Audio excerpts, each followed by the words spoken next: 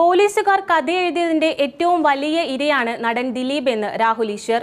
ഉണ്ടയില്ലാ വെടികളാണ് കേസിൽ ദിലീപിനെതിരെ ഉള്ളത്.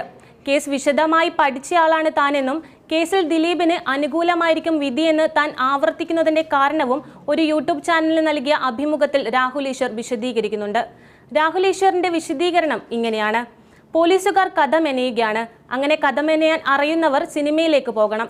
ഇതൊക്കെ കള്ളക്കഥയാണെന്ന് ഞാൻ പറയാൻ കാരണം കാവ്യ മാധവനാണ് മേഡം എന്ന് പറഞ്ഞ് ഒരാഴ്ച ചർച്ച ചെയ്തിരുന്നു. പാവപ്പെട്ട കാവ്യയെ ജീവിതത്തിൽ ഒരിക്കലെങ്കിലും പരിചയപ്പെട്ടവർക്ക് അത് പറയാൻ സാധിക്കില്ല. അത്രയ്ക്കും പാവം പെണ്ണാണ് കാവ്യ. പിന്നെ വന്ന കഥ കാവ്യയുടെ അമ്മയാണ് മേഡം എന്നാണ്.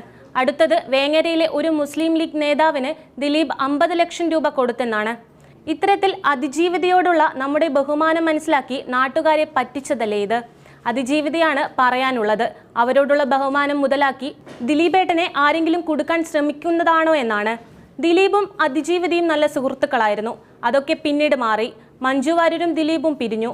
കാവ്യയും ദിലീപും വിവാഹവും കഴിച്ചു. എല്ലാവർക്കും ജീവിതത്തിൽ ഒരു പുതിയ തുടക്കമുണ്ടാകണം. ഈ കേസിന്റെ വിധി വരുന്നതോടെ ദിലീപിന് അഗ്നിശുദ്ധി വരുത്തി തിരിച്ചു വരുമെന്ന കാര്യത്തിൽ യാതൊരു സംശയവുമില്ല, രാഹുൽ ഈശ്വർ കൂട്ടിച്ചേർത്തു.